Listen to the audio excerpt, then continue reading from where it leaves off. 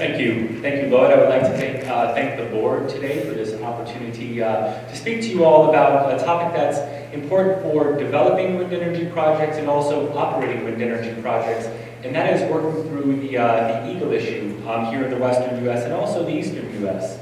So I just grabbed some headlines from the web here. Dispute over Eagle's wind farm back in Montana court.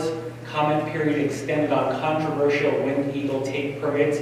Eastern Shore Wind Project confronts Eagle's Navy. And this speaks to the issue with eagles in wind energy. A lot of people are passionate about birds and eagles and wildlife, and given the fatalities that have occurred at wind energy facilities for considering eagles, we see titles like this for articles in the popular press. And I'd like to point out this data here is from a paper by the Fish and Wildlife Service, peer-reviewed, Hagel et al. 2013. And this presents the distribution of golden eagle fatalities at wind energy projects in the western U.S. And what this shows is that Wyoming currently has 29 documented golden eagle fatalities. California, 27, and John's previous talk spoke a lot to wind energy in Wyoming and California. This study does exclude the Altamont wind resource area, which has a lot of the legacy wind turbines, the smaller lattice towers, and it's estimated, various researchers have estimated about 65 golden eagle fatalities at the Altamont wind resource area per year. So today I'm going to talk a bit about golden eagles and permitting and the regulations involved with golden eagles, and I'll use some acronyms. And I just wanted to introduce them to you all before going forward.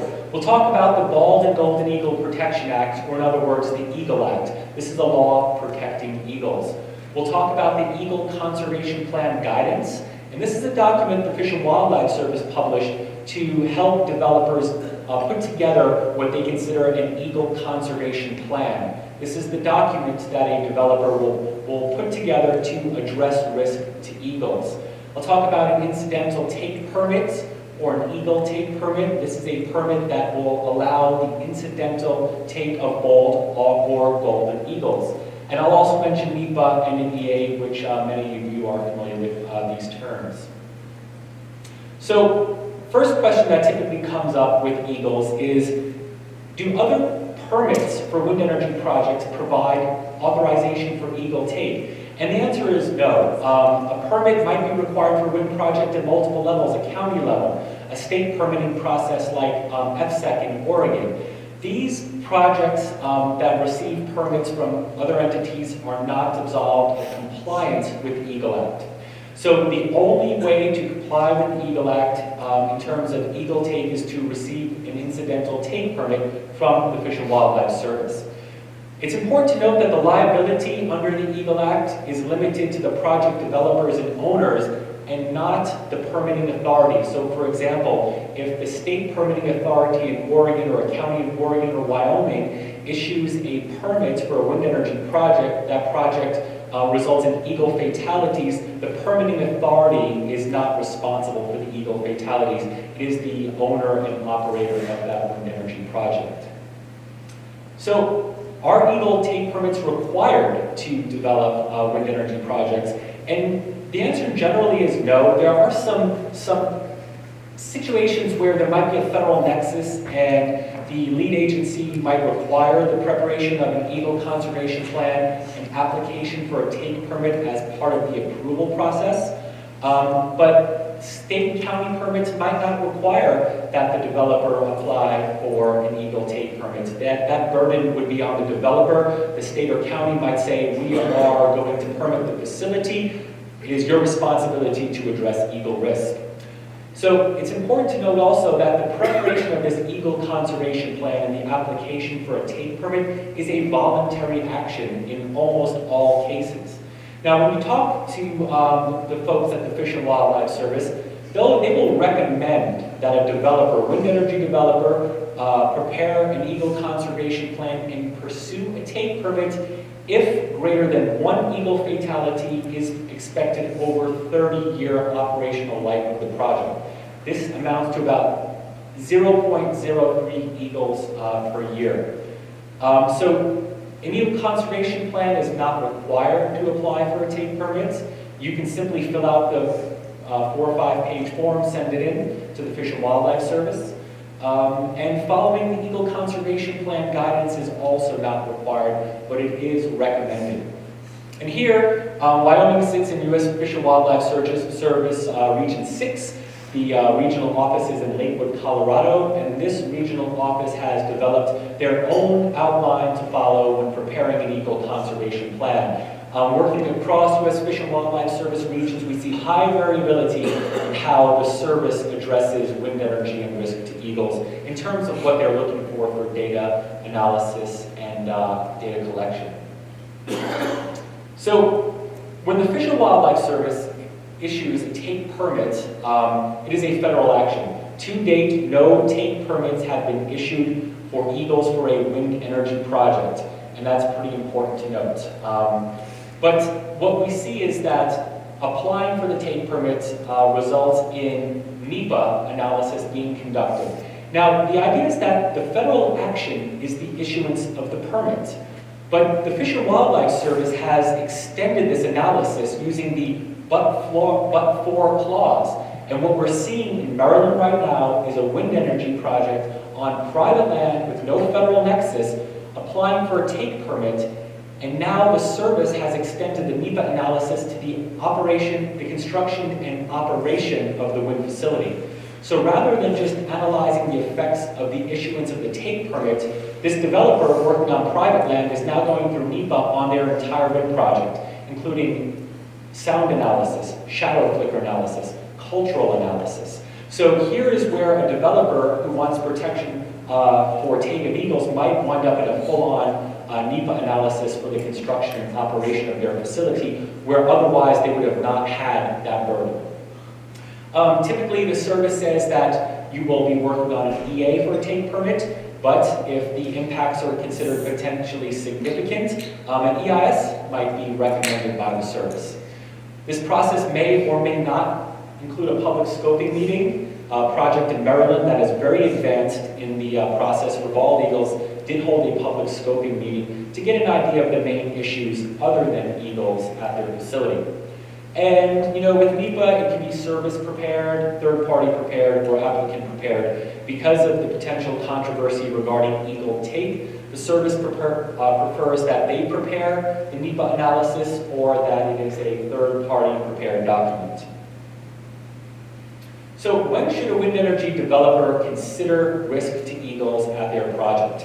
And the ECP guidance says begin consultation as early as possible. If you're in a state like Wyoming, which has a widespread eagle population, I would suggest that a developer considering building a facility in Wyoming consider eagle risk from the start. Places that are more urbanized towards the East Coast, maybe you can step back a little bit in terms of considering eagles.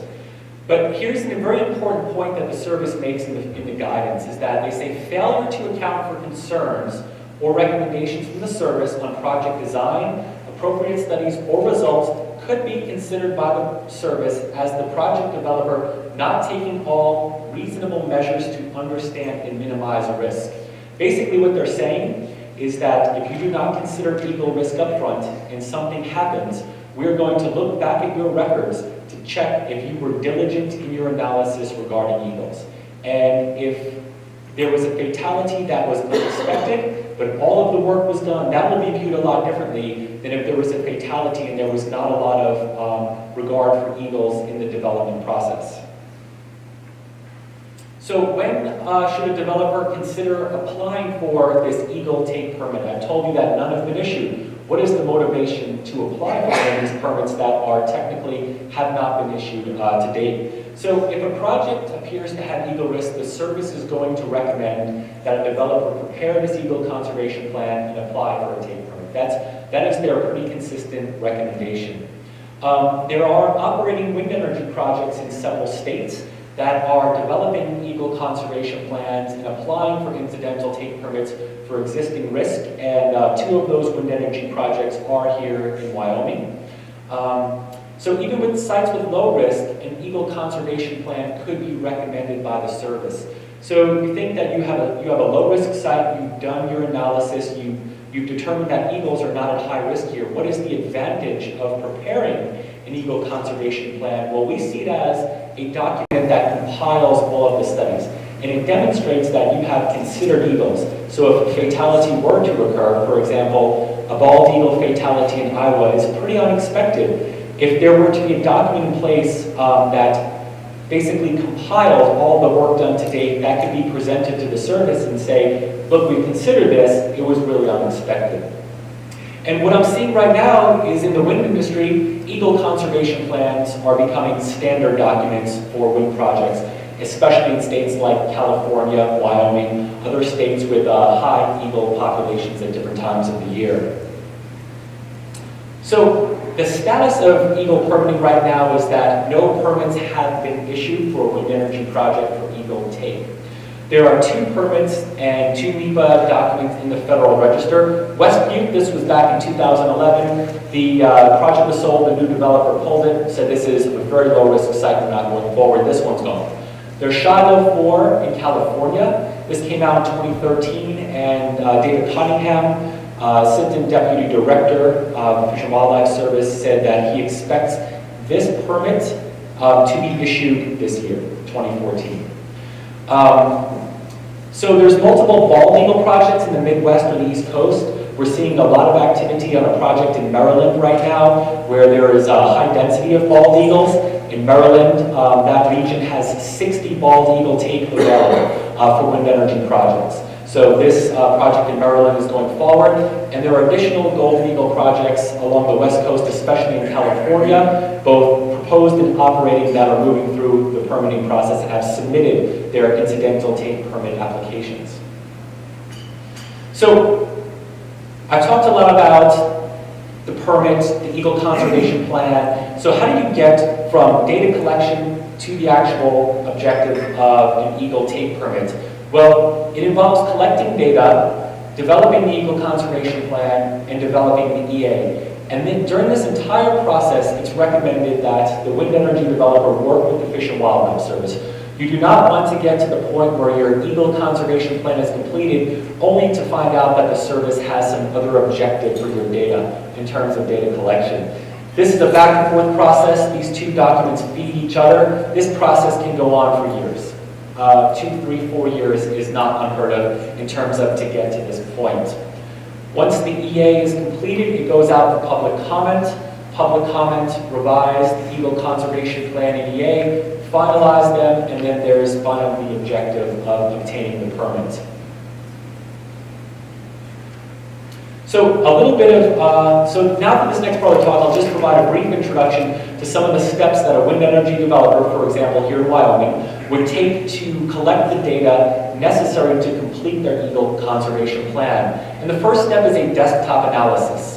And this is designed to be a landscape scale analysis of risk. For example, if a wind energy project is located near a wildlife refuge or near a known area of high eagle use, this is your chance to say, wow, this could be a risky project in terms of eagles fatalities. So the idea is to perform this analysis for the entire project area and then to determine, is there sufficient data to move forward to the next stage? And almost always we move to the next stage, which is the data collection stage. This is a stage where the service will recommend 2 to 3 years of data collection prior to completion of the eagle conservation plan. We know this is not always possible, but they do recommend 2 to 3 years. And the objective is to go out and count. Where do eagles fly? Where do they hunt? Do they have foraging resources? Are they at risk of turbine collision? So we collect this data by doing eagle counts for approximately, we do 1-hour counts throughout the project area. The next part, which is pretty exciting, is to do a nest survey within a 10-mile buffer of the project area. Typically this is done by helicopter, where you can get really cool pictures of nests like this on a cliff in Nevada, or here of a golden eagle nest just south of Laramie. So that is a local golden eagle nest. So after the data is collected, what happens next? Well, now we have to analyze the data and come to a point where we are going to predict the number of eagle fatalities by using a statistical model. And the Fish and Wildlife Service provides a statistical model. I won't get into the details of that. But basically what we do is we measure minutes of eagle activity. We say how many minutes are eagles exposed to potential turbine collision. And we want to adjust for the amount of time that the biologists sample. We adjust for the proportion of the project samples. We're going to account for the probability that an eagle avoids the turbine when it flies by that turbine. And we're also going to account for the number of turbines. How much risk is there to eagles on the landscape? And we run this model, we mathematically translate these factors into an estimate of eagle fatalities, and we're interested in the variability in our estimates. So this is important because this number will be used to feed into mitigation, and it also feeds into this categorization of risk.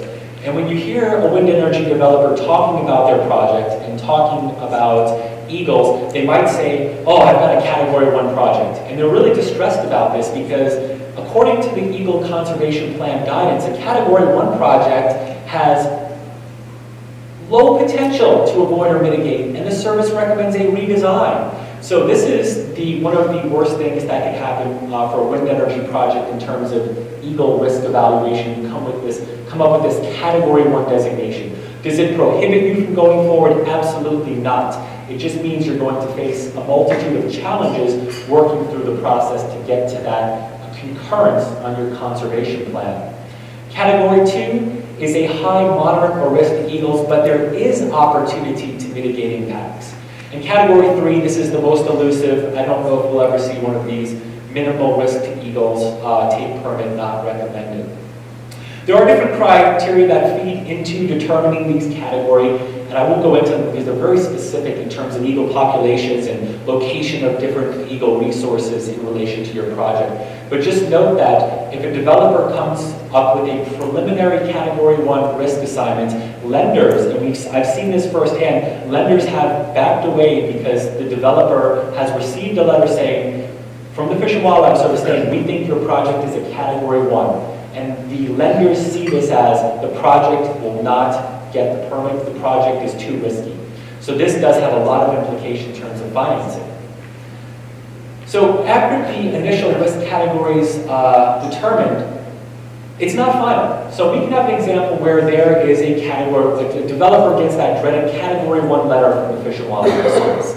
And so it has a nest within the project footprints. In other words, there's a nest close to the wind turbines, and the service says this is high risk. So the developer can relocate the turbine strings, the developer can shift the project boundary, and that nest is then no longer in close proximity to the turbines. So then the service ideally comes back and says, well, this is great, this project is now a Category 2 project. And the thing about eagles, especially our folks in Region 6, Fish and Wildlife Service in Lakewood, Colorado, what they want to see up front is consideration of eagles. They don't want to see a consultant like myself walk into the office and say, here's the fatality estimate. They want to see these types of concessions so that they know the developer is taking steps to the maximum extent practicable to reduce risk. Another local Wyoming eagle nest here.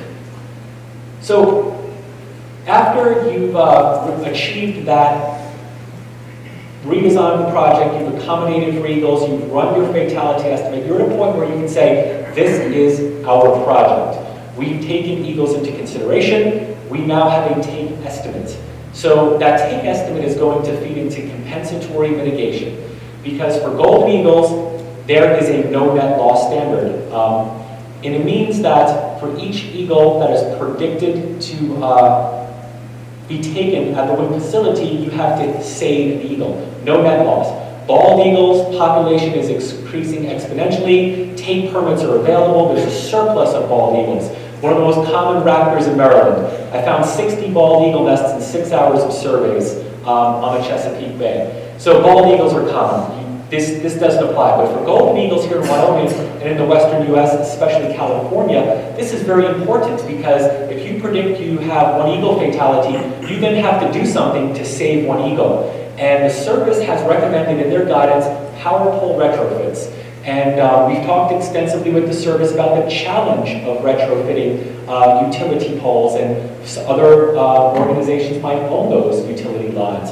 But what the service will say is, let's say you predict 1 eagle per year for 5 years. So you're going to predict 5 eagle fatalities over that period. They want you to go out and find 150 power poles to be modified to reduce the risk of electrocution. Because electrocution is the major fatality risk for golden eagles in the western US. So, and what they would like to see is that the developer finds utility lines that are risky for eagles within 140 miles of their project. They want them to determine that eagles are in this area and aren't at risk of electrocution. And they want to find poles that are not consistent with the Avian Power Line Interaction Committee guidelines. And they want to find utility poles built before 2009. So here you have a wind energy developer who is predicting to have eagle fatalities at their facility, now has to do all of this research and analysis to identify power poles that they can retrofit to save eagles from electrocution. So we've said, all right, Fish and Wildlife Service, this is very well thought out. What about other opportunities to save eagles? Here in Wyoming, I've seen golden eagles on carcasses along the roadside of pronghorn and mule deer. What if we take those carcasses away from the roadside, thereby reducing the risk that a golden eagle is hit by a car? Now, a lot of numbers have to go into figuring out how many miles of road you have to drive to equal 1 golden eagle saved. But we can make some assumptions and do the math and arrive at this. What about roadside wildlife corridors and fencing to prevent roadkill from happening? What about lead abatement? We know that golden eagles are poisoned by eating gut piles left behind by hunters using lead bullets. What if we did something to either try to remove the lead from the eagles or to provide hunters with non-lead ammunition? And what if we looked at other local impacts? Let's say there's an area proposed for development that has a golden eagle nest, and a wind energy developer can get a conservation easement on that property. That could save golden eagles. So far, none of these options have really gotten much momentum except the roadside carcass removal program.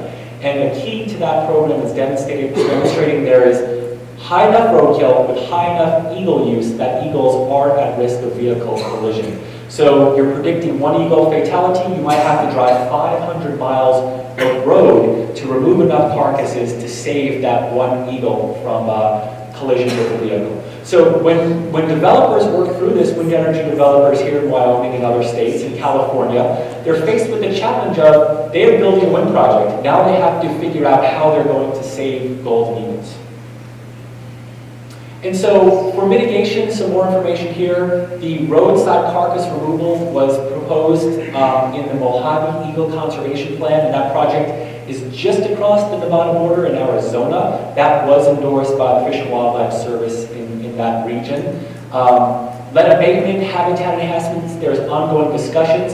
The American Wind Wildlife Institute has developed a model looking at the amount of lead ingested by a golden eagle that eats a gut pile that has lead bullet fragments in it. They're working on determining how much lead golden eagles could ingest in a state like Wyoming. And then we have other issues about hunters accepting changes to hunting regulations in the use of lead versus non-lead ammunition. And there might be other local opportunities to protect eagles and save them from other development impacts.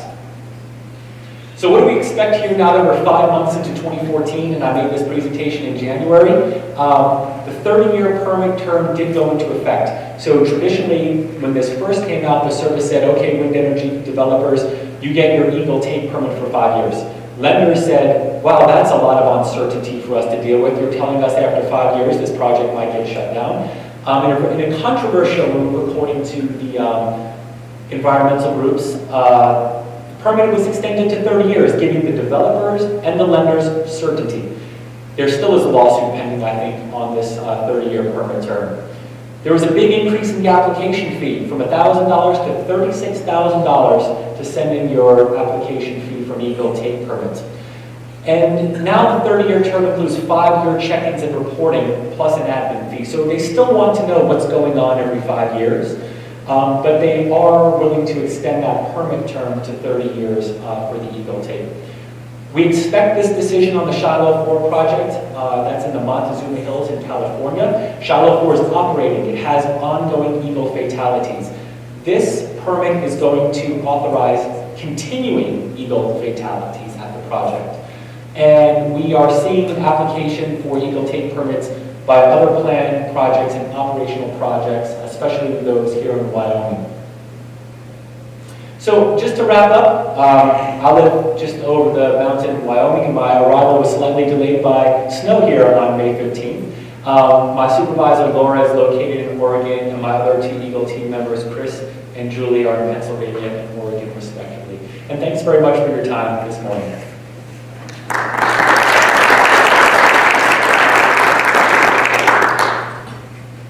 Questions from the board?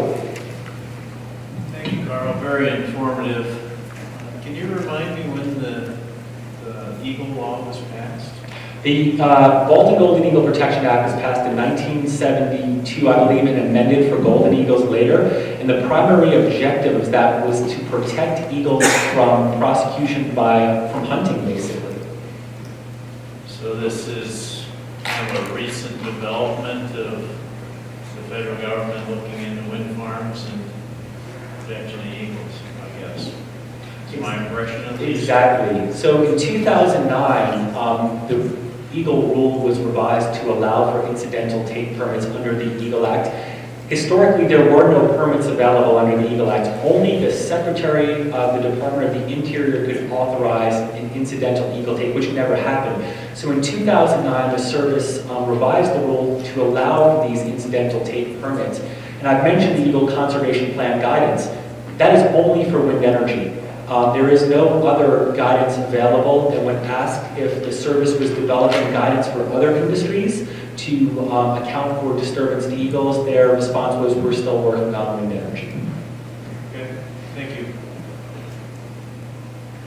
If a project's in a low risk and yet an eagle is killed, what liability does the project have at that point? I assume they're still responsible to report it. Yes. And what is their risk as far as a significant penalty? Because it sounded like the one penalty was pretty significant, $1 million and $600. Right. So you mentioned the fine that Duke Energy received was $1 million for their eagle fatality, the eagle fatalities at their 2 Wyoming wind projects. And I think it comes down to documentation. There were fatalities at wind projects, bald eagle fatalities at wind projects in Iowa. And I think if there is a record of due care and the developers have met the standard of care and they've done the analysis, the fatality is truly unexpected, the service is more likely to say, let's try to figure out why this happened and prevent it from happening than to say you're in trouble because you were negligent in dealing with this risk issue first. And that's why I think the service will recommend an eagle conservation plan as prepared for wind projects regardless of the level of risk, because it assimilates all the information for the developer. It's usually a small document. They can say, hey, we considered this in case something were to happen. Here's our documentation. Questions from the audience? Coming at you.